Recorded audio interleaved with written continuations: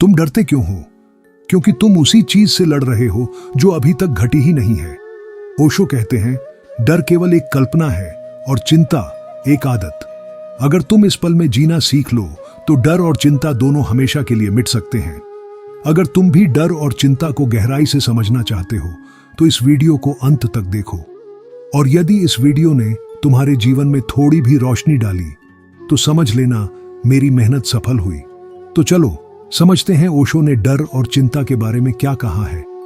ओशो कहते हैं, डर कभी वर्तमान में नहीं होता, वह हमेशा भविष्य को लेकर होता है। अब सोचो, हम डरते किससे हैं? उस चीज से जो अभी घटी ही नहीं है। मान लो तुम्हें इंटरव्यू देना है। इंटरव्यू अभी हुआ नहीं, लेकिन तुम्हारा दिल अभी से धड़क रहा है। अगर फेल हो गया तो, अगर सिलेक्शन नहीं हुआ तो लोग क्या कहेंगे? यह डर किससे है? उसी घटना से जो अभी आई ही नहीं। ओशो कहते हैं, डर की जड़ हमारी सोच है, वही सोच जो हम भविष्य के लिए बुन लेते हैं। यही सोच हमें भीतर से खा जाती है। हम बाहर से मुस्कुराते हैं लेकिन अंदर से डरे रहते हैं, चिंता में डूबे रहते हैं। हम हर दिन कुछ न कुछ सोचते रहते हैं, ईएमआई, नौकरी, रिश्ते, बच्चे, नाम, पैसा, और यही बोझ हमें चैन से जीने नहीं देता। ओशो कहते हैं, भविष्य का डर तुम्हारे आज को जला देता है। तो इसका समाधान क्या है? ओशो कहते हैं, जो है उसी में जियो। जो अभी सामने है बस उसमें पूरी तरह रहो। कल क्या होगा वह कल देखा जाएगा। जब तुम इस पल में पूरी तरह आ जाते हो तो डर गायब हो जाता है, क्योंकि डर को जिंदा रहने के लिए कल्पना चाहिए। जब कल्पना रुक जाती है तो डर भी मिट जाता है। डर को देखो, उससे लड़ो मत। ओशो कहते हैं, डर से लड़ाई मत करो, उसे देखो। जब तुम डर को बिना भागे, बिना दबाए देख लेते हो तो वह फीका पड़ने लगता है। डर कोई दुश्मन नहीं है, वह तो एक शिक्षक है जो तुम्हें दिखाता है कि तुम अभी कहां खड़े हो और तुम्हें खुद को कितना समझना बाकी है। लेकिन हम क्या करते हैं? जैसे ही डर आता है हम उसे ढकने लगते हैं, उससे आंखें चुराने लगते हैं। हम कहते हैं, मैं डरता नहीं हूं, लेकिन भीतर कांपते रहते हैं। ओशो कहते हैं, डर को बाहर निकालो, उसकी आंखों में आंख डालकर कहो, हाँ मैं डरता हूं। इसमें कोई शर्म नहीं है। जब तुम डर को पूरी ईमानदारी से स्वीकार करते हो तब बदलाव शुरू होता है। डर को लड़ाई नहीं चाहिए, उसे तुम्हारा स्वीकार चाहिए।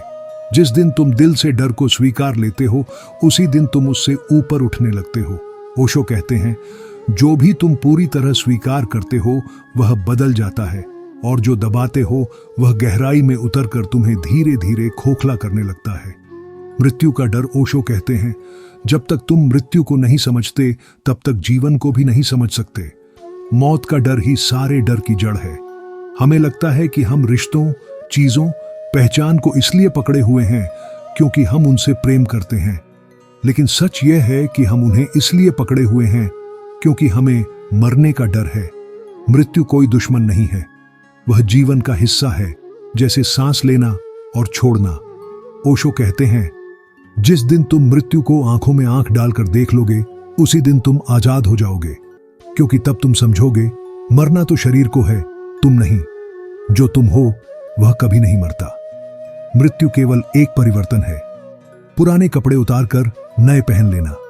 जब तक तुम मौत से भागते रहोगे जीवन अधूरा रहेगा। हर निर्णय, हर भावना में मृत्यु का डर छुपा रहेगा। प्रेम और समर्पण। ओशो कहते हैं, प्रेम और डर एक साथ नहीं रह सकते। जहां प्रेम है वहां डर खुद मिट जाता है। प्रेम में तुम दिल खोलते हो, समर्पण करते हो, और यही असली ताकत है। डर सिकोड़ता है, प्रेम फैलाता है। डर कहता है छिपे रहो, भरोसा मत करो। प्रेम कहता है खुल जाओ, बहो, भरोसा करो। ओशो कहते हैं, अगर तुम्हारे भीतर प्रेम है तो डर गायब हो जाएगा। डर वहीं पैदा होता है जहां प्रेम नहीं होता। सच्चा समर्पण। ओशो कहते हैं, जिंदगी को पकड़ने की कोशिश मत करो, उसे बहने दो। जितना तुम लड़ोगे उतना ही तनाव बढ़ेगा।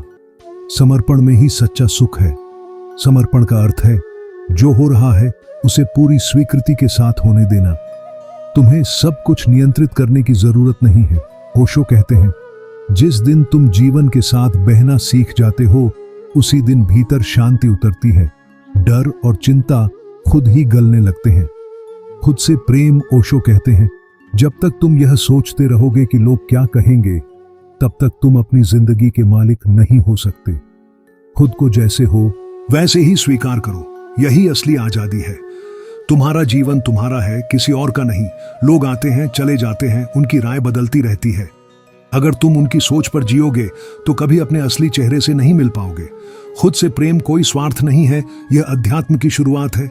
जब तुम खुद को पूरी तरह स्वीकार करते हो तब ध्यान गहराता है, शांति उतरती है और जीवन एक उत्सव बन जाता है।